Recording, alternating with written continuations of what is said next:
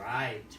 Well, I would first this morning like to welcome our Facebook family who have come to us live here at 50 Dudley Street in beautiful Cambridge, Massachusetts. So, I am Reverend G. Stewart, and along with Reverend Ed Tanzi, I am privileged to be the co-founders and spiritual leaders of this wonderful spiritual family of joy and peace and love we call Center for Spiritual Living Greater Boston. Here we learn to practice the principles of the science of mind philosophy, which is the study of life and the nature of the laws of thought. I invite you to go to our website, cslboston.org, to find out more about our spiritual family and this phenomenal philosophy, which we call the science of mind. And then you can see at our website how we can serve you and how you can serve this community through your tax-deductible contributions, which you can make right online with the click of a button on the website. So we welcome all of you on our Facebook family. So as we know, our theme this year for Centers for Spiritual Living is 100 years of the science of mind. And of course, this month's topic is spiritual mind treatment, the form. And then my talk today is affirmations and denials in treatment. So let's talk a little bit about that. So, because we don't need that anymore. So the form, this form of spiritual mind treatment, which is our form of affirmative prayer, is one that I use the most often when I'm praying for others.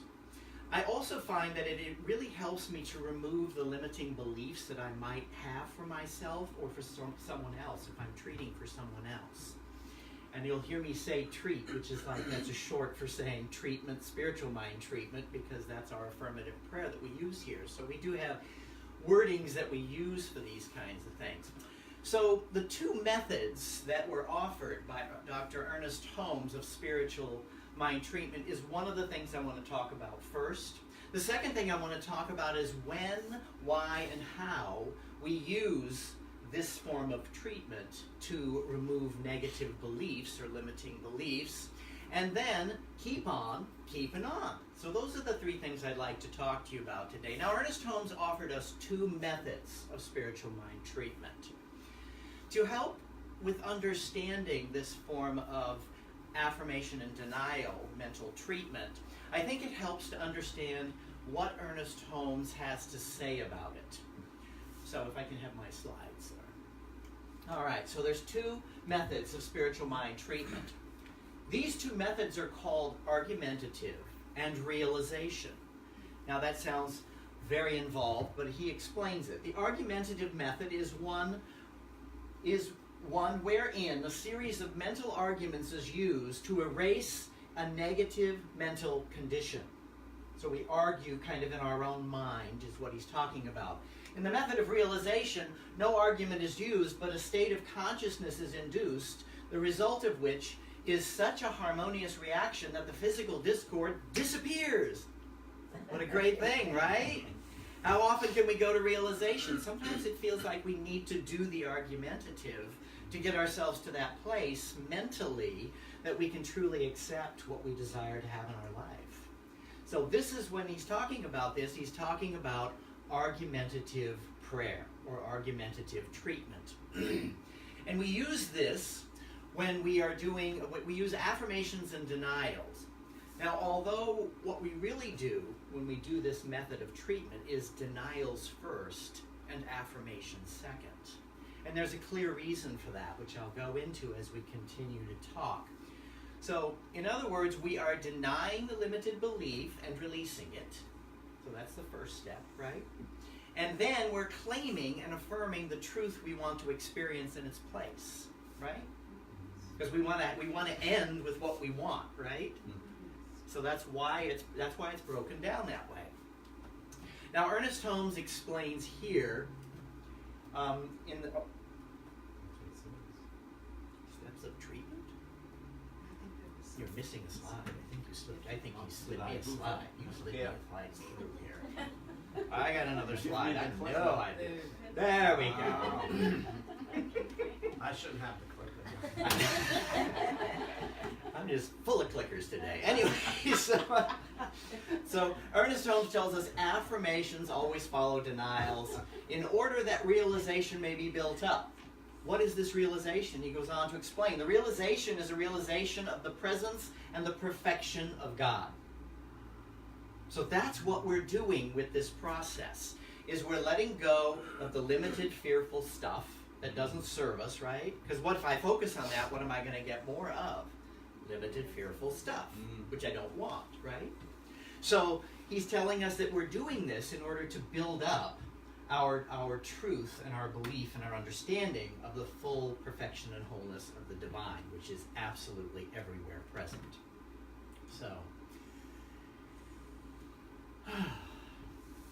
So we are not denying that the experience exists, because it does exist. We have brought it into form. And anything that has come into form is a culmination of our thinking, our beliefs, and race consciousness, or what we believe about race consciousness, right? So all of these things are what are building up these things. So instead what we are doing is denying that it has any power to remain in our life or as our experience. So we're denying that it has that power. We're not denying that it exists because we are experiencing it, right? And if I'm experiencing it, it is real to me. And it's very important to realize that. So we are taking the power or attention away so that the negative experience can then return to the nothing from which it came, which is a powerful thing. And it's the power we have. It's the power that we have and we can use. So it is important to further understand that we always follow up a denial with an affirmation, as we want to set the consciousness for what we desire to experience, right? I want to build up to that consciousness of what I want to experience. Now, let's move on to when, why, and how we use argumentative prayer to remove limiting beliefs. So let's start with when. We would use this form of prayer when there is something that appears as a block to our good. Would you agree? Yes. Because we want to break down the block, right? And that's what we do with this process. So it's really important to realize that that's what we want to do, is break down the block. A negative manifestation that we have brought into our experience, either consciously or unconsciously. Now I want you to pay attention to this, consciously or unconsciously, because many of us, before we got to Science of Mind, were living fairly unconsciously. Would you agree? We were looking to maybe try and be conscious, but we were living fairly unconsciously. So the law was just responding to our unconsciousness, and now we've woken up. And this is what it's about. And I want you to remember that when you hear consciously and unconsciously, it's about getting ourselves out of that old idea of blame and shame. Because blame and shame gets us nowhere. It gets us more of what we don't want, right? If I'm shaming myself for what I didn't do, then I'm not going to get to that place of what I want to do, what I desire to experience, what I want to see in my life. So it's important to get ourselves out of a place of judgment and be in a place of non-attachment. So we're non-attached to anything. This is not just for us. It is also when we are praying for someone else in the same way. So that's the important thing to remember in this. I think it's important to remember that whatever is appearing in this life we are experiencing right now, is brought about by the thoughts and the beliefs, and in those thoughts and beliefs that we're bringing that about, consciously or unconsciously, as I previously mentioned. Sometimes it is buying into race belief or worldly beliefs that are constantly swirling around us. Would you agree? We've got lots of worldly beliefs going on out there that are telling us we're separate, we're not good enough, you're not this, you're not that. I was watching the TV and the ads I was watching were like, oh my word, I need this because my teeth aren't white enough, and I need this because I have wrinkles under my eyes. I mean, I'm not good enough. I am not good enough as I am. So this is about teaching ourselves to realize that we are absolutely perfect just as we are right now. You are perfect. You are beautiful. And you need to remember that. And that's what this process does. It helps us to remember that. Now that we have a sense of when to use argumentative spiritual mind treatment with denials and affirmations, it will now help to know why. Can anybody figure out why? Because Yes. we have these deep negative patterns that need to be dissolved in order to receive our good. Right. And because we want to receive our good, right? Yeah. Exactly, because we want to receive our good. So when I have manifest a negative experience, such as financial limitation, which equals lack or limitation consciousness. See? There's that appearance. Physical illness, which means partialness or incompleteness. So I'm in a place of being separated from my good or my belief in good from my body. Addictions, which is a belief in a power outside of the perfection and the wholeness of the divine. It's a belief that something else can fix us or make us better or maybe just detach us from what we're experiencing in life. So I want to find my way back to the divine truth of the overflowing good of the universe. Would you agree? Yes. Is that where we want to be? Yes. Yes. The divine givingness, the opulent nature of the universe. I love the opulent nature of the universe because we're all abundant. We just have to break down the blocks or the limitations that separate us from that abundance. Because the divine is not withholding anything. It is our beliefs that are doing this. So this is why this process is so important. So it is as simple as I want to get from point B, where I don't want to be, to point A, where I do want to be. I want to align myself with the truth of God that arises at the center of my being. And it's always there. And even when we were in those places of separation, which we've all experienced, there was that knowing, wasn't there? There was something within us that led us on that said, I want more. I want to experience more. I want to be more. And it was awakening us. And I like to call it love, right? Because love is the most pure and beautiful thing we can ever consciously realize when we think of that kind of agape love. You know, the divine love, the universal love. You know, certainly we can mess up love too, as humans. But when we realize the divine love, it's totally different. And it takes us to a whole different level. So, remembering is not... Remember, I'm not saying that we have lost anything here. We've just forgotten how to get back to it, right? And that's all it really is. So we're not beating ourselves up. We're not blaming and shaming. We're just remembering, oh, that's an interesting thing going on in my life. I don't think I desire that anymore. You know, rather than going, oh my God, what was in my thinking that created that in my life? Because what is that doing? Bringing more of the same I don't want. So it's important to remember that. So we have to get rid of our fears. We have to let our fears be released. You know, Ernest Holmes reminds us that fear is faith misplaced, which means I'm putting all my faith in what's going wrong instead of my faith in what I want to see that's right. And sometimes I have to start looking at what's right, don't I? Or look for the right. Look for the good. Because that's building me in the consciousness I want to go. That's moving me in that direction. So we want to use this spiritual practice to get ourselves back to center, back to truth, back to our overflowing divine good. Anybody want to join me in that? Yeah, right?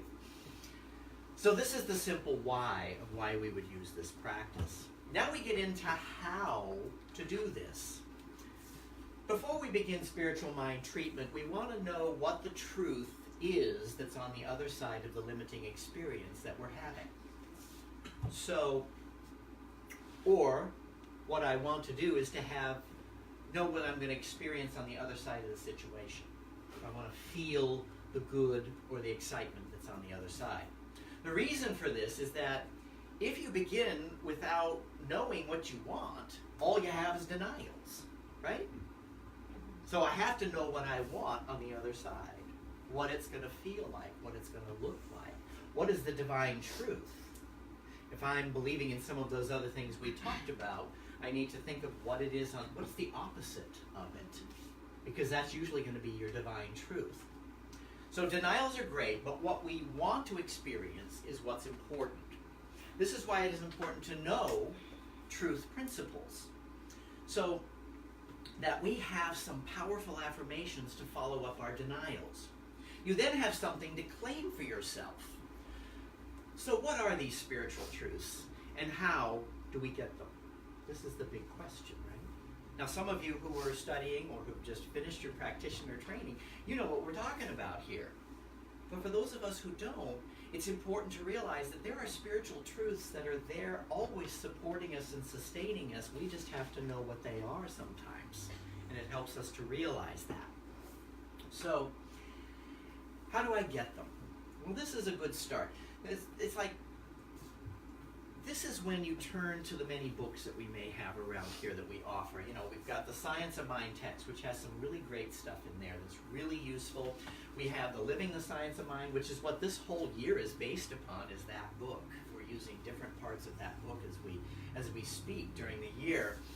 And there's even class materials from the classes that we've taken that we can turn to. So if that seems overwhelming, you can always turn to a practitioner, right? Right? Yeah. Or a practitioner intern, of which we have right now, I believe, 5. So you can turn to these people. Can I just have my practitioners and practitioner interns raise their hands? So you have lots of people to turn to if you're not sure of what your spiritual truth is, and I'm sure they'll be happy to share that with you. Would you agree? Yes. Yes. And I didn't mean to put you guys on the spot, but hey, you're stepping into power.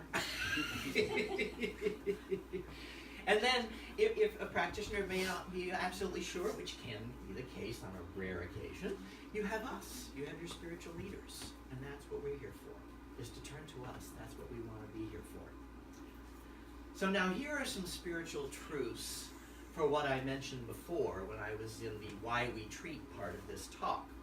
So for lack and limitation, the spiritual truth is overflowing abundance, prosperity, divine givingness, and limitless good. So you see how I've turned that around. If I'm experiencing lack, I want to experience the opulent good of the universe.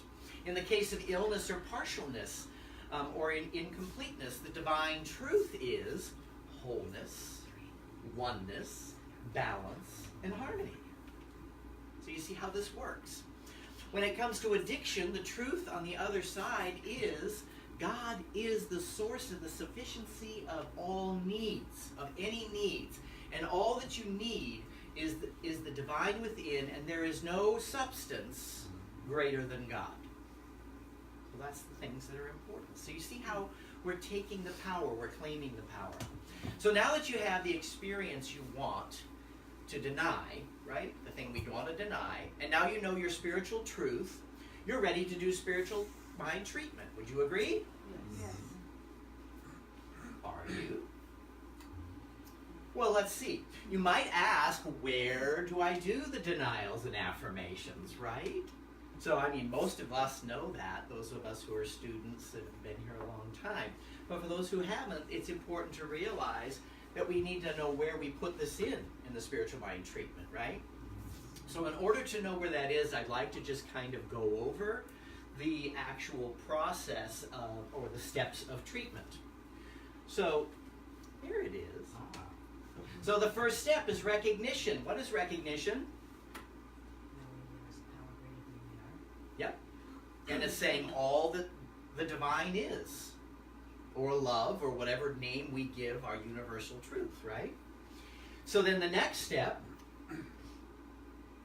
is unification. And in unification we are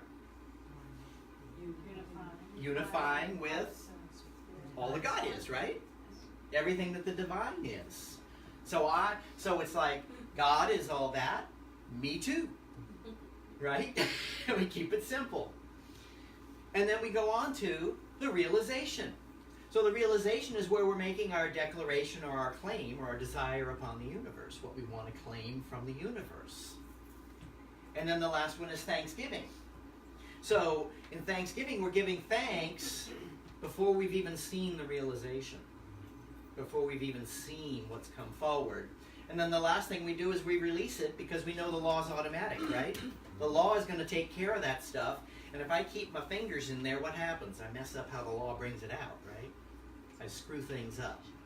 We have a human way of doing that, don't we? We love to get our fingers into things where they don't belong.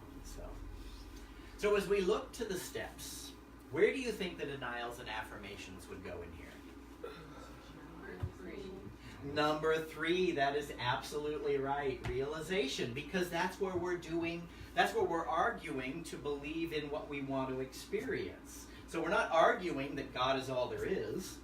We know that, we accept that, or whatever we want to call it. Unification, and that I'm all that.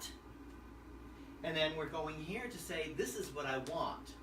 So I'm denying this, and I'm claiming this. Does that make sense? You know, and then we just do the thanksgiving and the release, and we're on our way. Because once I release it, it's no longer my problem. So there you go. So, in Living the Science of Mind, Ernest Holmes used, which we used for this week's talk, Ernest Holmes he has such a sense of humor. I mean, no one can tell me Ernest Holmes doesn't have a sense of humor. He basically says, as a practitioner, a man comes to you and says, I am an elephant. But he uses this to help us to realize something. So I guess, if this man is the elephant, is he the elephant in the room? And is he a pink elephant? But all kidding aside, Ernest uses this to help us to understand the use of denials and affirmations. Now this man goes on to tell you that this is an inherited situation. It's inherited from his family, and it's because he was born on the 2nd day of July, and it was in the stars. Anybody ever heard that one? Oh, it's in the stars.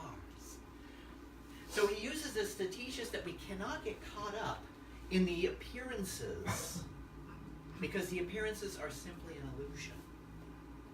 It is simply a wrong belief in the mind of the elephant man. I'm just using that for fun.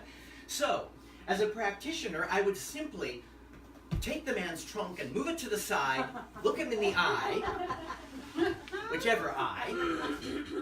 No, I'm just kidding here. So, but I mean, Ernest is like making us laugh about this, it's like, this is laughable. Somebody comes to me and says, I'm an elephant, right? Or I have a tendency to become an elephant because it's in the stars, because of all of these things. But how many things in our lives have we accepted as that is the truth, right? Right? We've done that. So he goes on to talk about, if this was recorded in history as a real experience, right? That this is a real experience that's happened to many people, blah, blah, blah, right?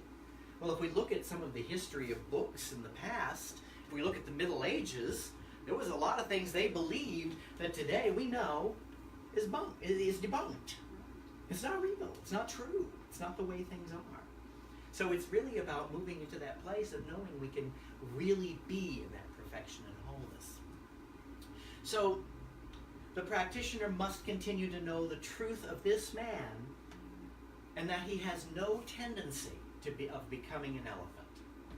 He further takes us to the level of, what if millions of people believed and say that they can prove that the stars and the day of the month that you are born makes this true? And we've heard that, have we not, in life? He even goes as far as to say what the practitioner could state in the argument. And I want to share this with you because I just think it's so wonderful. Ernest Holmes, the way he just goes on. So in here he actually says, this is what this is what in the Living the Science of Mind, this is what the man would say. I recognize that whatever the whole race holds to be true about itself appears to be true, because thought works with creative power and with mathematical precision. But even so, I know that the whole thing is an illusion. That even though thought does work with mathematical precision and with creative power, and even through countless millions of people, and even though countless of millions of people believe people have acted as though they were elephants, right? And believed that they were, they never have been elephants in any time.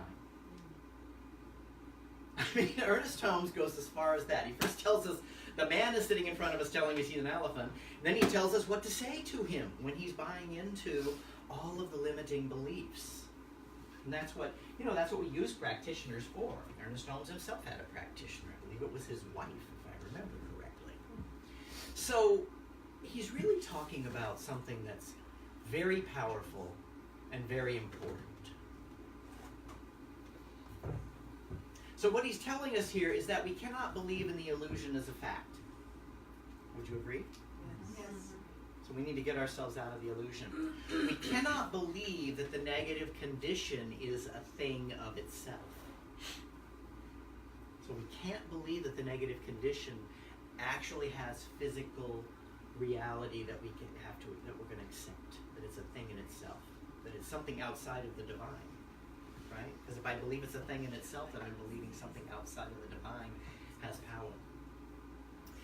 So, now this may seem far-fetched, but we can look at our daily life and see how many millions of people believe cancer will kill you, or that everything is going wrong because Mercury is in retrograde. I just heard that recently. And that I will die young because the men in my family died young. How many of us have heard those things, right? And I've actually seen that in practice. That people at a certain age died young because they believed that the men in their family died, or the women in their family died young. But we don't have to buy that. We don't have to accept that as truth. Then we see all the people who have spontaneous remissions of cancers, right? And the doctors call spontaneous remission of cancer, just that, spontaneous remission, because there's a part of many of them that don't understand our healing principles. They don't understand that we've been using this stuff to heal our lives since back in the ancient times. I mean, this is ancient wisdom. This is ancient wisdom that we teach here. So this is something that we have that is able to absolutely transcend whatever's going on in your life. Now, Ernest Holmes said you can take the pill and pray, but he always said pray first, right? And if I'm praying first, I'm setting myself up for the best reaction for whatever may be going on in my life. I can go through surgery, but if I believe that surgery is going to make me well, then what am I doing? I'm setting the intention for what I want to experience in my life, and that's wellness and wholeness and completeness. So, we don't want to believe in the stars, right? The stars are controlling our lives, because how many people are there out there who don't even know about Mercury being in retrograde, or whatever that means, which means nothing to me, that their lives are going on in alignment and perfect joy and all of those things, right? Even in the Great Depression, when people believed there wasn't enough money, there were people who were doing well financially or getting by well, right? So there's always that. And so where do I want to look? I want to look over there. What have they got? I always think of when Harry met Sally, it's like, I'll have what she's having, when she's when she's going through all of her shenanigans there at the table. So it's it's really that's it. I'll have what they're having. I want what they have. It's good. It's beautiful. So it's really about getting ourselves in alignment, Ernest is always reminding us that the master teachers taught us, it is done according to your belief. So what am I believing? What am I buying? What am I accepting? That's what I need to know. And then I deny it. That's not my truth. I'm throwing that out, just like those slides you just saw that got crumpled up and thrown away. They're not needed anymore. And I don't need that stuff anymore. So we were never healed of what is appearing before us. Now that may sound like, what are you talking about? What you talking about, Rev G? What do you mean I'm never healed? Because you don't have to be healed. You simply have to reveal the truth behind the appearance. That's what we're doing here. We're using all of the tools that we learn here in Science of Mind to reveal the truth of our perfection, our wholeness, and our divine reality. And we not only do that for ourselves, but we do it for each other. That's why we come together. That's why we come together to remind ourselves, what is it that I want in my life? I want good. I want joy. I want peace. I want perfection. I want overflowing abundance. How about you? Right? We all want that. So we use this tool to help us shift from the illusion by denying. And it's not saying that we are denying that this exists, but we are denying that it has the power in our lives. Now, Ernest Holmes tells us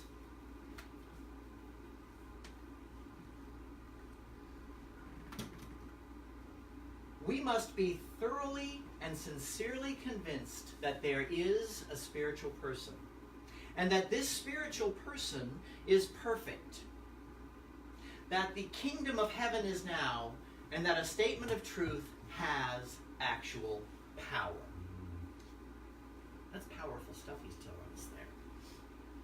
You notice I kind of changed it to be more inclusive in the language because, he says man and all those kinds of things. And I like to be more inclusive, so I say spiritual person because we're all spiritual beings. We're all perfect and we're all whole and we're all complete. So he's really telling us here that we have to get a deep conviction, right? Can I just pay it lip service? No. If I'm going to make my denials, I'm going to deny it with power. And when I make my affirmations, I'm going to accept and claim from that place of knowing that I'm worthy of that. So we don't pay lip service. We never pay lip service to this. We actually claim it, declare it, know it is so, and we move on from there. And that's the important thing to remember. Because we need to have a deep conviction when we're doing this. We can't just do this, with okay, well, I have a little bit of lack in my life right now, and I know God is abundance and overflowing. You think I'm getting anywhere with that? No, it's not. What we want is the appearance is that I may not have everything that I want in my life, but right now and right here, I claim that the divine is my source, my substance, and my sufficiency, and I am abundantly prospered. I'll have that. You like that? I like what he's having. Anyway, so the last thing that we need to talk about here is to keep on keeping on. We must continue to practice using this tool or any of the tools that we have here to reveal our good and the truth of our being. Would you agree? Yes. Because it is a practice. I can read this book once. I just talked to somebody recently who said, "Oh yeah, I read that."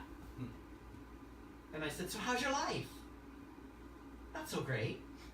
I said, "Well, did you practice it?" Because, that's what we do, is we go through all of these things. I remember in the beginning, when I was in Unity, it was always like, "Oh, here, read this book. Here, read that book." And I'd read the book, and I would be like, "Okay, that's great. Next." But it didn't make my life better because I read the book, but I didn't practice it. And this is about practicing, so we need to remember to practice. Now, in the beginning, it may just feel like baby steps. Anybody feel like sometimes it's just baby steps? Yes. Well, I want you to remember something, and I always love to say this, is that we took thousands of baby steps away from the divine before we got here. So I can take those 1,000 baby steps back. Can I not? Yes. So it's really about just letting those baby steps be the power. But there's something else you can do. Okay? I think it's important to realize that if we want to do the real deep and powerful work, which I know some of our practitioner interns are going through and our practitioners just went through, can you not have a quantum leap? And who wants a quantum leap? Right? Because we can have that. Now sometimes it feels like, I've done all the work, I'm really ready, I've got it all together, and it doesn't feel like it's happening. So that just means that there's some additional mental healing work we need to do to clear the limitation. And that's when we move to this type of treatment, this type of prayer. So it's entirely up to each one of us. Will you join me in taking either the baby steps or the quantum leaps back to the right beingness of who we are? Yes. Or would you rather be an elephant? No. Namaste. So now if you'll join with me in spiritual mind treatment. And does anybody have anything that they would like to deny in their life right now? Just raise your hand. You don't have to say anything. Perfect. All right. So I will actually do this type of prayer for us today, to deny that which we don't desire and to accept that which we wish to have.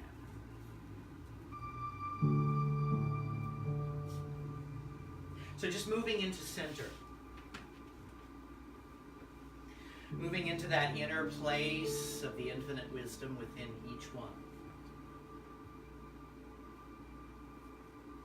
Into that beautiful inner sanctuary. Whatever that looks like. It can be a beautiful crystalline building with beautiful windows and colors. Whatever it is, move to that inner place, that inner sanctuary of your being.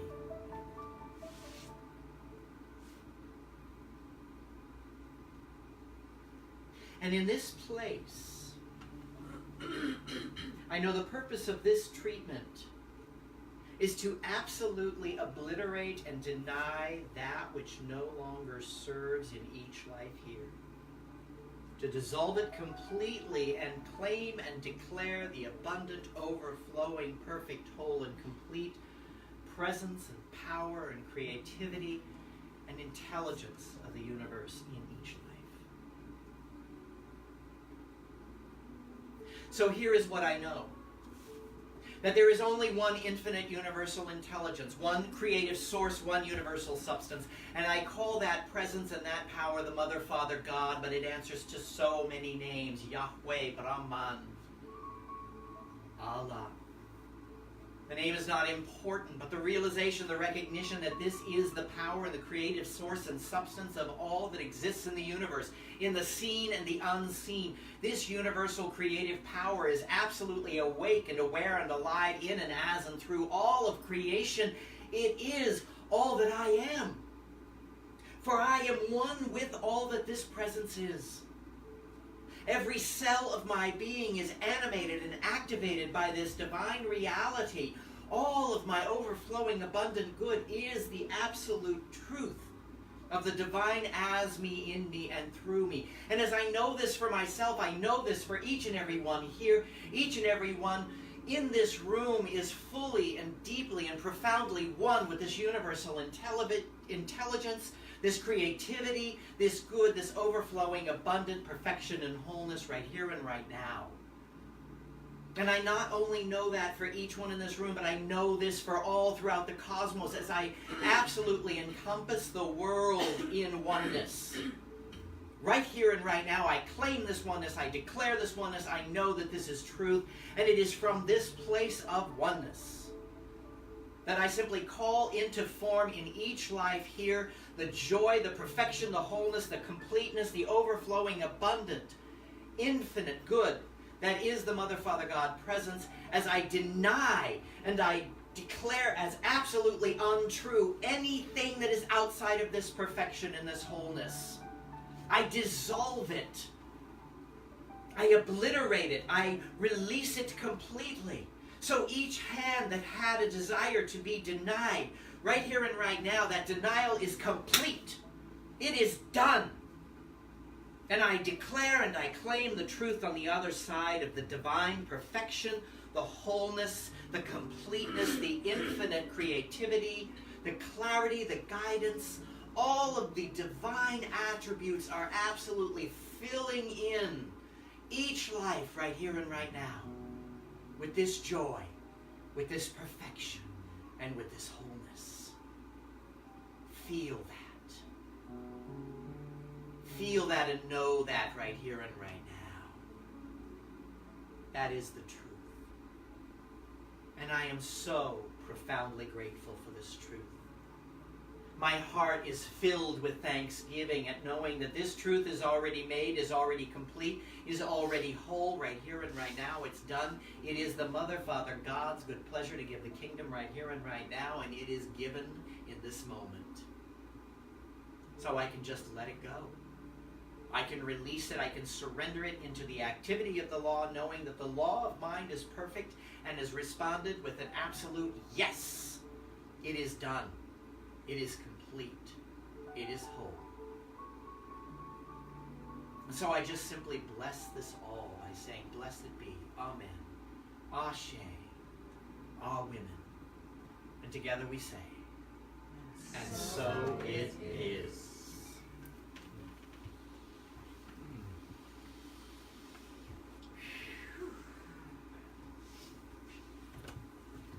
I done denied it. So let's do our affirmation together so we can really strengthen this. Let's read it together. My good is unfolding in all aspects of my life. I know that nothing else has power or reality.